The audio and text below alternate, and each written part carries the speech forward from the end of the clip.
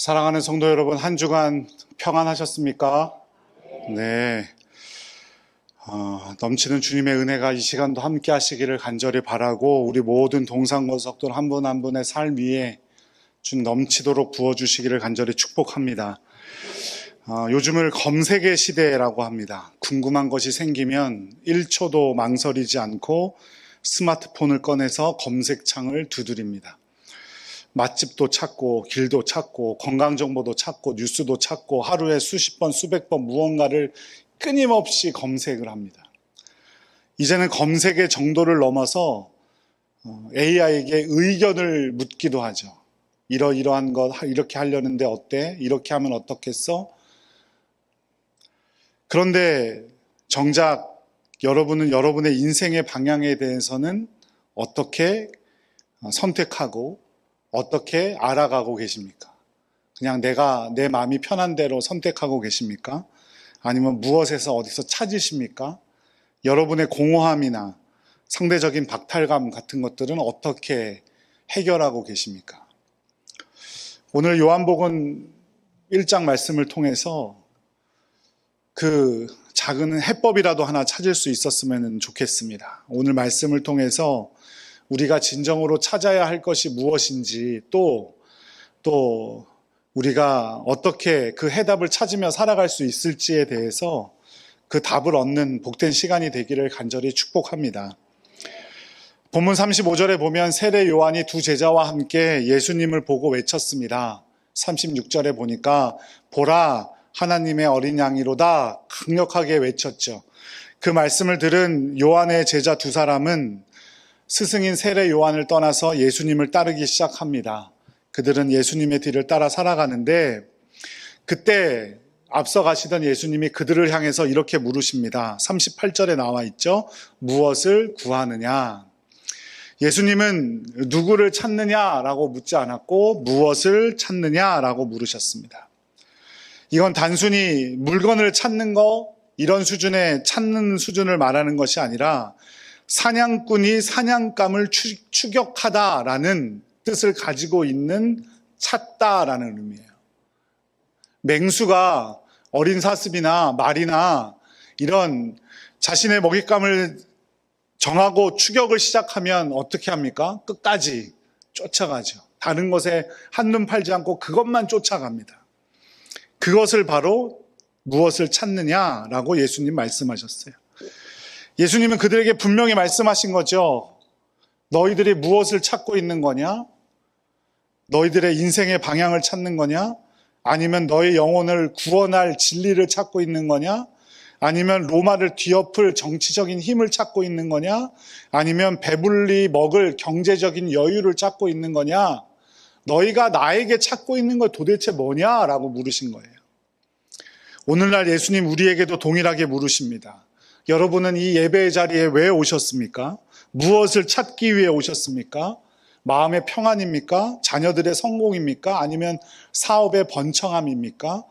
아니면 주일 오전 11시에 집에 있으면 왠지 찝찝하니까 오셨습니까?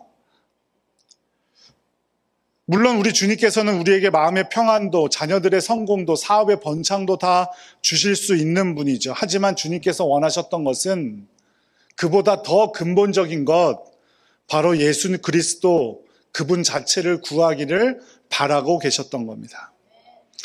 예수님의 질문에 제자들은 이렇게 답합니다. 38절에 보니까 랍비여 어디 계십니까? 랍비, 즉 선생님, 주소가 어디세요? 선생님 거하시는 거처가 어디입니까? 여관이 어디예요? 호텔이 어디예요? 묻는 게 아니라 선생님의 삶에 동행하고 싶습니다. 선생님 교제하고 싶습니다. 선생님과 함께하고 싶습니다. 라는 고백이죠. 그럴 때 예수님께서 심각한 신학 강의하지 않으셨어요. 복잡하게 말씀하지 않으셨어요. 아주 짧고 명확하게 말씀하십니다. 뭐라고 하셨나요? 와서 보라 말씀하셨습니다. 100번 듣는 것보다 한 번 보는 것이 낫고, 나에 대해서 설명 들으려고 하지 말고 네가 와서 직접 체험해 봐라 이 말이겠죠. 요즘 유튜브를 보면 가짜 맛집 리뷰가 참 많습니다. AI 기술이 발달해 가지고요, 식당뿐 아니라 가짜 이야기들도 넘쳐요. AI에 식당의 사진이나 뉴스들을 넣어주고 이 집 맛이 어떨 것 같아? 라고 물어보면 자동으로 자기가 막 검색을 해서 답을 찾아냅니다. 육즙이 풍부하고 감칠맛이 날 것 같아요. AI가 먹어봤나요? 안 먹어봤어요. 먹어보지 않았어요. 그런데 그럴듯한 리뷰를 써내는 거예요. 그러면 그 리뷰를 써낸 것에 대해 가지고 남자와 여자 한 명이 이 이야기에 대해서 이야기 나누는 걸 동영상으로 만들어줘. 그럼 동영상으로 척판이 만들어줍니다. 그럼 그걸 유튜브에 올려요. 가짜 리뷰 영상이 되는 거죠. 뭐 맛집 평가뿐만 아니라 그럴싸한 이야기도 지어내고 뉴스도 만들어냅니다. 근데 진짜로 맛보지는 않은 거죠. 이에 반해서 영국의 유명한 음식 평론가인 제이 레이너라는 사람은 있는데요. 이 사람은 독설가로 유명해요. 맛없는 음식점 가면 막 진짜 독설을 쏟아냅니다. 이렇게 해가지고 무슨 장사를 할 생각을 하냐고. 그런데 또 맛있는 음식을 맛보게 되면 이 음식이 정말 예술과 같다고. 그는 직접 맛보죠.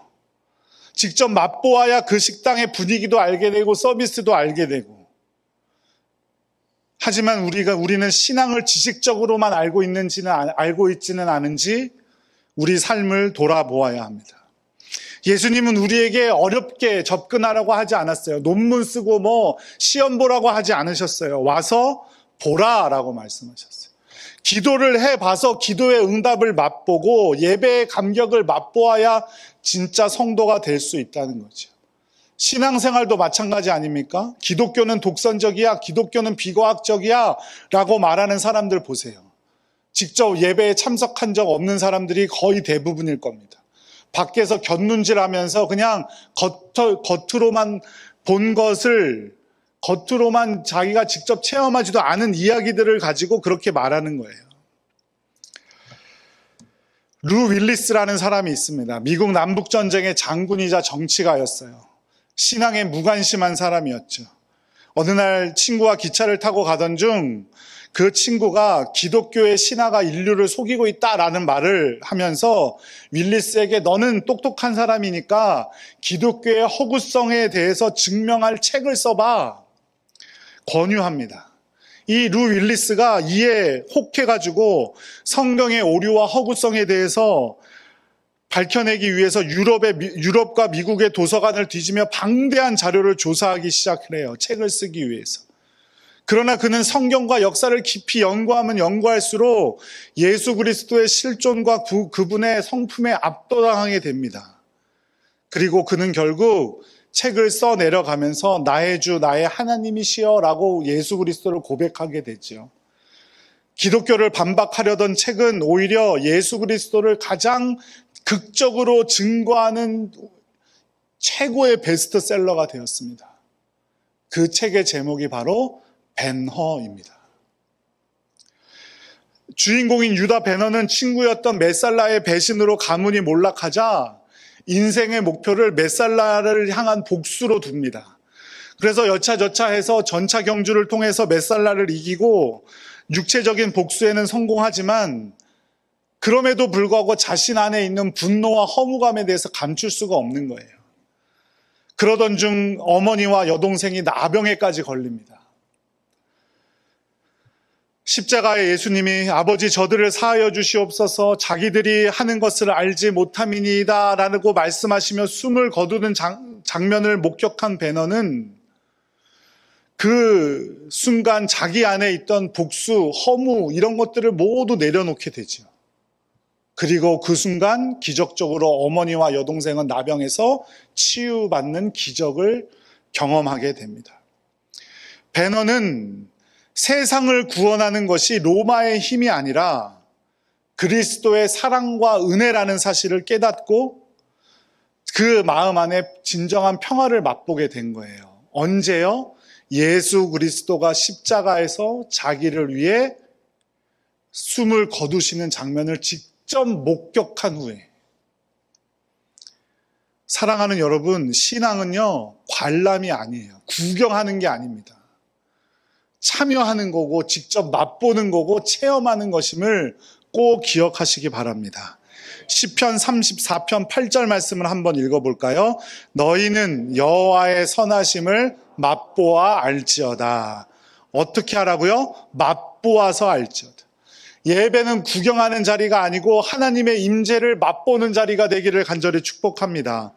여러분의 삶이 남이 기도해서 어떻게 응답받는지만을 간증 듣는 사람들이 아니라 진정으로 여러분의 기도가 응답받는 체험할 수 있기를 간절히 축복합니다.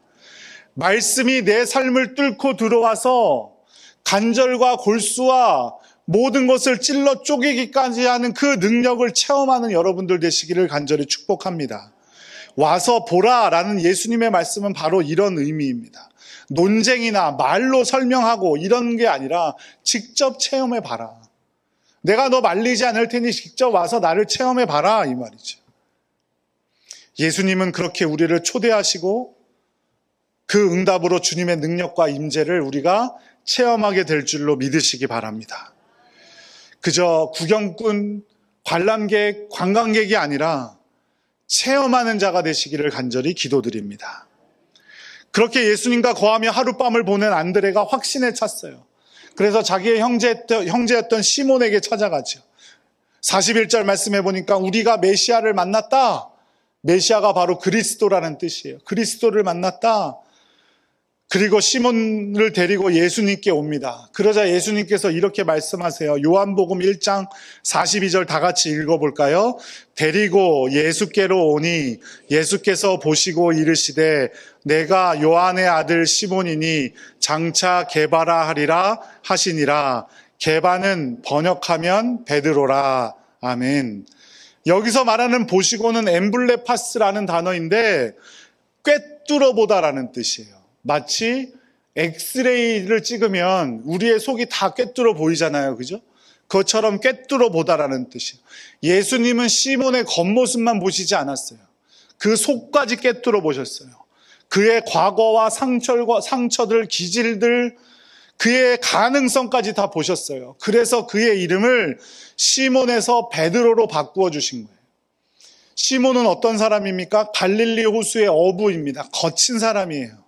성격은 급해서 실수투성이고 기도 얇아서 이리저리 흔들리는 갈대와 같은 사람입니다.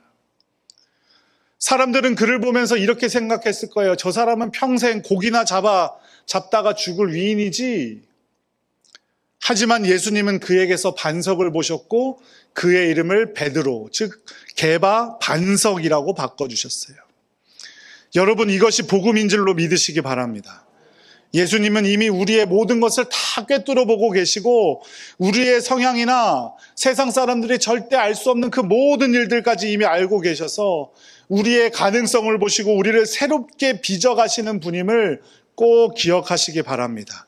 세상은 우리를 지금의 모습으로 우리를 평가할 거예요. 저 사람은 어떤 집에 살고 저 사람은 어떤 차를 타고 다니고 무엇을 먹고 무슨 옷을 입고. 하지만 예수님은 그런 겉모습뿐만 아니라 우리의 속까지도 들어보시는 분임을 꼭 기억하시기 바랍니다. 그러니 지금 내 모습에 갇혀서 내 한계에 갇혀서 주님의 초대를 거절하고 내 스스로의 내 미래를 판단하지 않기를 간절히 바랍니다. 지금의 모습이 나의 끝이 아닙니다. 우리가 주님의 초대에 응할 때 우리에게 새로운 가능성이 열리게 된다는 사실을 꼭 기억하시기 바랍니다. 유기견 보호소에서 사람에게 상처받아서 사납게 변한 개들의 이야기를 제가 유튜브에서 본 적이 있습니다. 한 유기견은 사람만 보면 으르렁거리고 공격적이에요. 그래서 어떠한 사람도 그 개에게 다가가지 못하는 거예요. 그러던 한 어느 봉사자가 그 개에게 다가갔습니다. 그래서 처음부터 안에는 들어가지는 못하고 우리 밖에서 그냥 앉아서 너는 나쁜 개가 아니야. 너는 잘할 수 있어. 너도 변할 수 있어. 끊임없이 사랑을 줍니다. 그리고 그의 이름을 꿀이라는 뜻의 허니로 바꿔 불러줍니다. 허니. 가서 옆에 가서 앉아주고 그냥 앉아있다가 오고 그러다가 결국 어느 날은 우리를 열고 우리 안에 들어갈 수 있게 돼요. 그리고 우리 안에 들어갈 수 있게 되고 그 개와 점점 더 가까워지게 되고, 놀랍게도 몇 주 후에 그 맹수 같았던 그 강아지가 꼬리를 흔들며 사람들에게 안기는 사랑스러운 강아지가 되었다는 거예요. 주님께서도 우리를 그렇게 변화시켜 주실 줄로 믿으시기 바랍니다. 주님께서는 세상의 풍파 속에 있었던 거친 어부였던 시몬을 베드로라 불러주셨어요. 너는 나의 반석이다. 너는 반석이다. 네 안에 가능성을 믿는다. 그 가능성에 주님의 부르심에 응답했을 때 베드로는 위대한 전도자가 될 수 있었던 겁니다. 가레스 베일이라는 축구 선수를 혹시 들어보셨나요? 가레스 베일. 우리가 제일 잘 아는 축구 선수가 누구예요? 손흥민 선수랑 같은 팀에도 뛰었던 선수예요. 가레스 베일이라는 선수. 공격수인데 이 선수가 원래는 왼쪽 풀백이었어요. 왼쪽 수비수. 수비수로서도 그리 나쁜 선수는 아니었지만 최고의 선수는 될 수 없을 것 같아 보였죠. 그런데 이 사람이 달리기가 엄청 빠르거든요. 그 가능성을 본 감독이 공격수로 포지션을 변경시켰어요. 그러자 그가 숨겨진 공격 본능을 폭발하며 세계 최고의 선수 중에 하나가 되었어요. 프랑스의 유명한 축구 선수인 티에리 앙리, 독일의 슈바인슈타이거, 이런 사람들 전부 다 감독이 그 가능성을 보고 포지션을 바꿔주어서 전설과 같은 선수들이 된 거예요. 예수님이 우리의 인생의 감독인 줄로 믿으시기 바랍니다. 그 우리의 감독 되시는 예수님께서 우리의 가능성을 보시고 우리의 자리를 바꿔주시고 우리에게 새로운 가능성을 준다는 사실을 꼭 기억하시기 바라요. 세상은 우리의 모습을 보면 너는 흙수저고 너는 패배자고 우리에게 이름표를 붙여줄지 모르죠. 하지만 그 이름표를 떼어버리고 예수님이 우리에게 붙여주시는 그 이름표를 달고 살아가는 여러분들 되시기를 간절히 축복합니다. 예수님께서 우리에게 붙여주실 그 새로운 이름표에는 사랑하는 나의 자녀, 세상을 변화시킬 나의 제자라고 붙어 있음을 꼭 믿으시기 바랍니다. 이것이 우리에게 놀라운 은혜입니다. 베드로가 후에 요한복음 끝머리에 가보면 예수님이 부활하셨는데도 불구하고 다시 어부로 돌아가서 그 어부의 일을 하면서 살아가죠. 그러던 어느 날 밤새도록 거부를 던졌음에도 불구하고 물고기를 한 마리도 잡지 못했다고 기록합니다. 그래서 힘들게 터덜터덜 들어오고 있는데 예수님께 부활하신 예수님께서 베드로를 찾아오셔서 깊은 곳에 그물을 던져라, 오른쪽으로 그물을 던져 라고 말씀해 주시죠. 예수님께서 초대하신 거예요. 부르신 거예요. 베드로가 어떻게 했습니까? 그 부르심에 순종했어요. 응답했어요. 가서 깊은 곳으로 가서 오른쪽으로 그물을 던졌습니다. 그때 153마리의 큰 물고기를 잡았다라고 성경은 기록합니다. 주님은 끝도 없이 우리를 부르고 계십니다. 우리를 초대하고 계십니다. 그 부르심에 응답하지 않아서 실패하는 인생을 살 뻔하였던 베드로에게도 또 찾아가서 또 그물을 던지라고 초대해 주셨어요. 우리에게도 마찬가지입니다. 주님은 끊임없이 지금도 우리를 부르고 계시고 우리를 초대하고 계신다는 사실을 꼭 기억하시기 바랍니다. 그 초대에 응하시는 여러분들 되시기를 간절히 축복합니다. 해밍웨이의 소설 노인과 바다라는 소설이 있죠. 읽어보셨나요?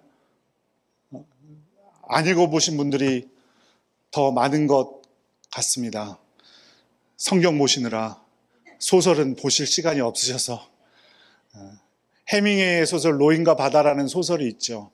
노인의 이름이 산티아고입니다. 산티아고.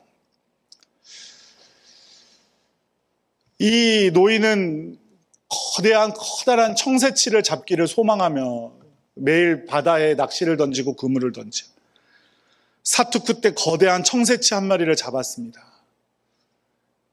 이 고기가 얼마나 컸는지 노인의 배에 실을 수도 없을 만큼 커서 배 옆에 묶어요. 묶음을 가는데 피냄새를 맡은 상어의 공격을 받습니다. 또 노인은 상어와 또 피나는 그 사투를 벌인 끝에 상어를 죽이지만 그 과정에서 작살과 밧줄을 잃어버리게 돼요. 그리고 청새치는 반만 남습니다. 상어들이 뜯어 먹어가지고. 그런데 피가 그러면 더 날 테니까 피 냄새를 맡고 또 뭐가 달려들어요? 다른 상어들이 달려들 거 아니겠어요? 그 절망감을 느낄 법한 상황 속에서 이 노인이 스스로 마음을 다잡기 위해서 이런 고백을 합니다. 희망을 갖지 않는다는 것은 어리석은 짓이야. 게다가 그건 분명히 죄악이야. 이렇게 말합니다. 여러분은 여러분의 삶을 이미 다 스스로 판단하고 여러분의 선택의 방향을 스스로 다 판단한 채 살아가고 계십니까? 지금도 주님께서 여러분의 가능성을 보시고 여러분을 부르고 계심을 꼭 믿으시기 바랍니다. 그 부르심을 모른 채 하고 살아간다면 그것은 분명 죄악입니다. 사랑하는 여러분, 우리는 끊임없이 우리를 초대하는 예수 그리스도의 은혜 때문에 살아갈 수 있는 사람임을 꼭 믿으시기 바랍니다. 우리보다 나를 더 잘 아시는, 나보다 나를 더 잘 아시는 우리 주님께서 나를 부르시고 나에게 가장 좋은 이름과 사명을 주심을 꼭 믿으시기 바랍니다. 주 안에서 우리의 신분이 바뀌었습니다. 예수님은 더 이상 우리를 종이라고 부르지 않겠다고 하셨어요. 친구라고 부르겠다고 하셨습니다. 만왕의 왕이신 예수님께서 우리에게 새로 붙여주시는 이름이 있습니다. 그 이름을 붙들고 주님께서 주시는 그 가능성을 붙들고 올 한해 승리하는 여러분들 되시기를 간절히 축복합니다. 내가 진정으로 누구인지 세상이 판단하는 내가 아니라 우리 주님께서 나를 어떻게 바라보고 계시는지를 바라보면서 주님의 부르심에 응답하고 우리의 인생이 송두리째 바뀌는 기적이 일어나기를 주님의 이름으로 간절히 축원합니다.